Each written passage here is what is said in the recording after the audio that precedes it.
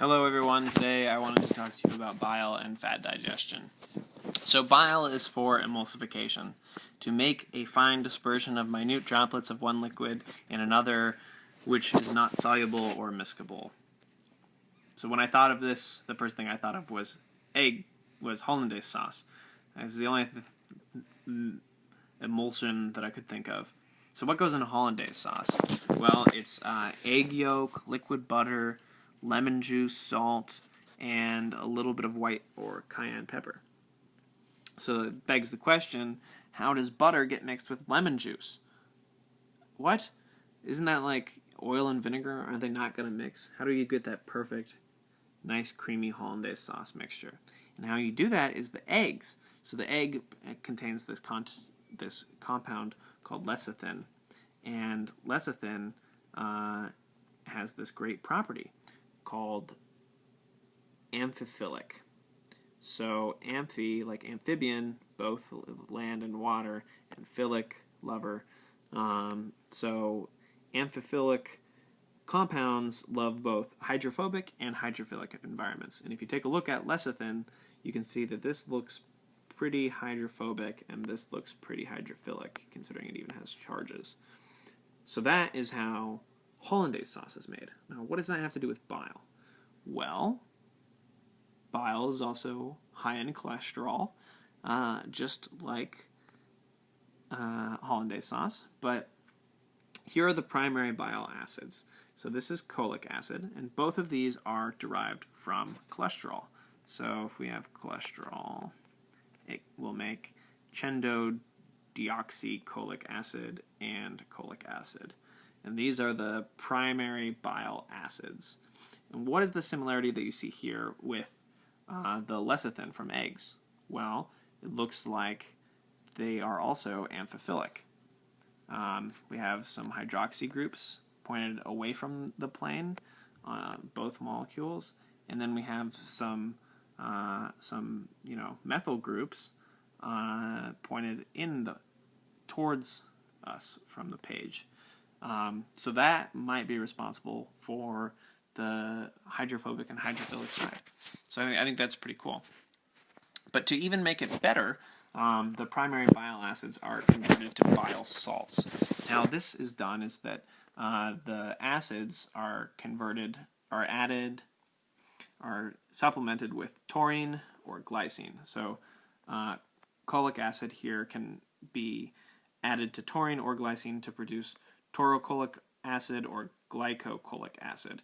And obviously this guy here, chenodeoxycholic acid, that could be added to taurine or glycine. I just didn't show it, just to simplify the diagram.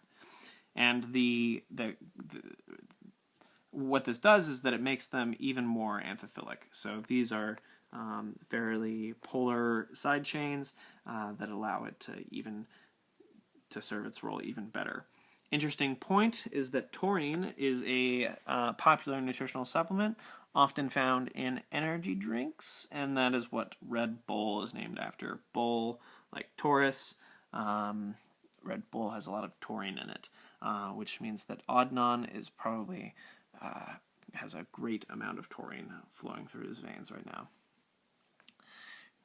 Great. So what else is in bile? Well, bicarb. There's a lot of bicarb in bile, just like in pancreatic juice, because it's going to run into chyme, remember, which is really acidic, and we're going to need a more basic environment to allow the enzymes to do their work in the duodenum.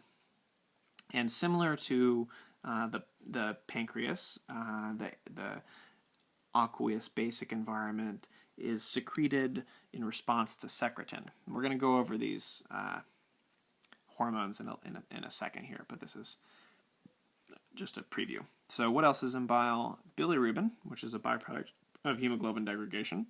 And a cool point is that the bilins, so bilirubin, stercobilin, urobilin, urobilinogen, the bilin word comes from bile, and those are all classified as bile pigments because they are what gives bile their colors. So water, we also have water and cholesterol and phospholipids. So these are the important GI hormones that I told you we were going to go over. So cholecystokinin, CCK. This is released by the eye cells in the duodenum, and it's activated in the presence of fat or some amino acid entering the duodenum. And then secretin is also released by the duodenum, the S cells in the duodenum, and is stimulated by acid. This is a picture of the pancreas to remind you from 2 LOs ago, but it is not, has nothing to do with the gallbladder. So what do secretin and CCK have to do with bile? And the cool thing is that bile is being produced all the time. So this is a picture of the gallbladder, and then this would be the liver up here. So we're producing bile at all times. But bile is not being excreted into the duodenum at all times. So if it's not being excreted, then it just gets routed over here through the cystic duct and into the gallbladder. What happens when bile is stored in the gallbladder? Well, there is a active transport sodium pump here that pumps out sodium out of the mucosa of the gallbladder, and with the sodium comes water. So the more time bile spends in the gallbladder, the more the gallbladder is able to concentrate the bile. So over time, all of the compounds in the gallbladder are decreasing in concentration except for bile salts. But then when we have a meal with secretin, or that releases secretin and CCK, what happens is that the liver starts producing bicarb, HCO3, because it's stimulated by secretin. And then CCK does two things. CCK causes the gallbladder to contract and causes the sphincter of Oddi to relax.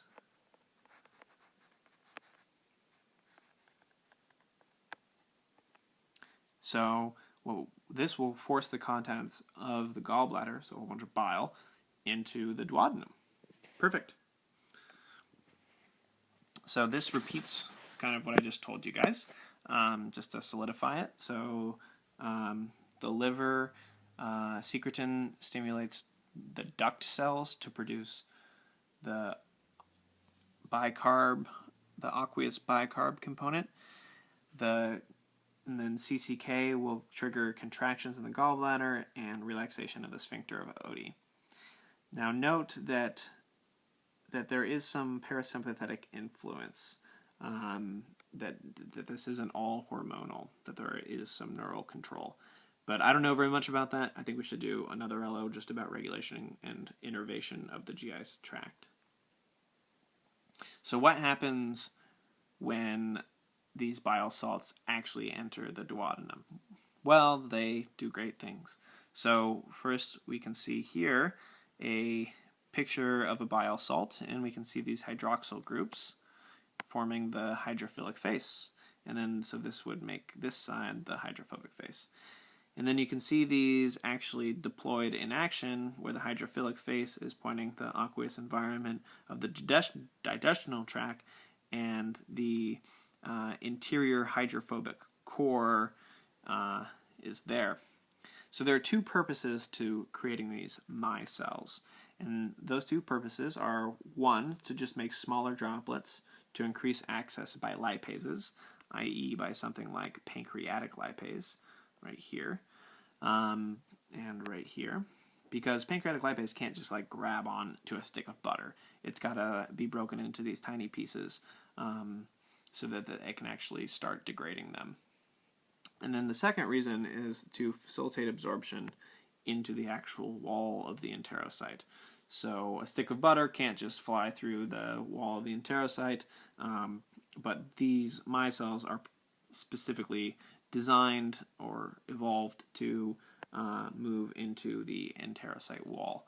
And the way that Guyton and Hall describe that is by ferrying it across the enterocyte membrane.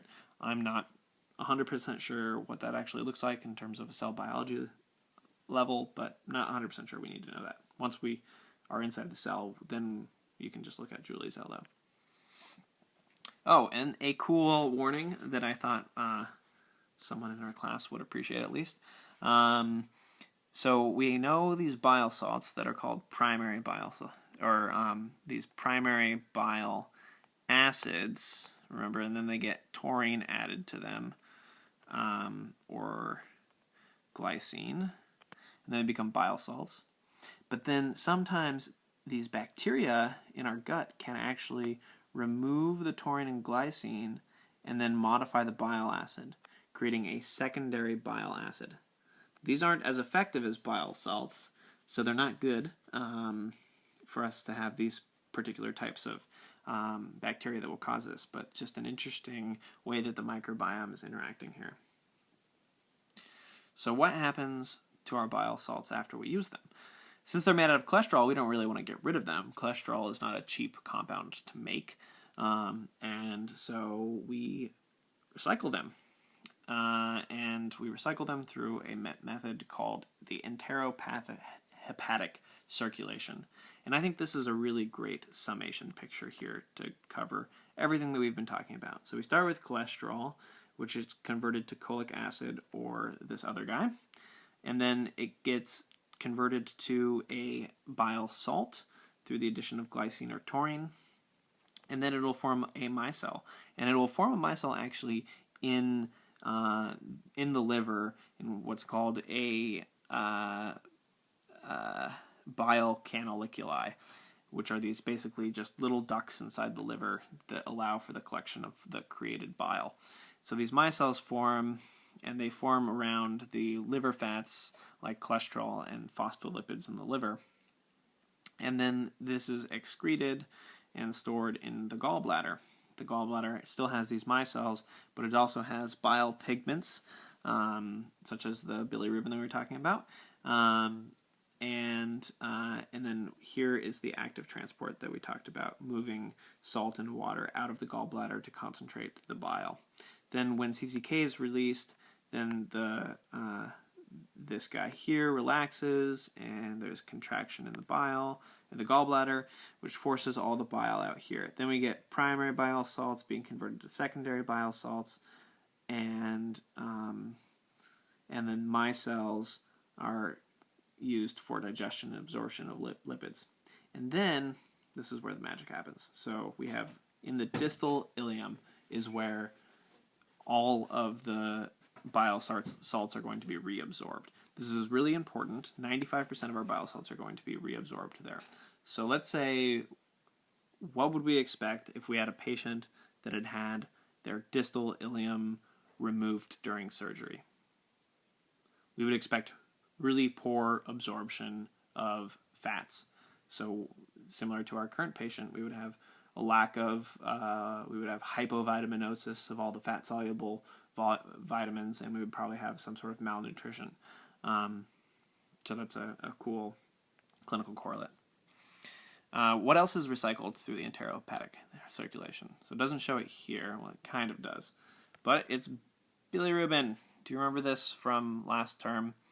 That basically we take bilirubin, send it to the liver, it gets conjugated, it gets pushed out with the bile into the small intestine, gets converted to urobilinogen, and then some of it gets taken out at the terminal ileum, and then gets pushed back into the enterohepatic circulation. So that is also the portal circulation, and then gets pushed up back to the liver. So very cool. Just a riff off of last semester. And that's it for 1940. Be fit and slim. Take some more bile beans.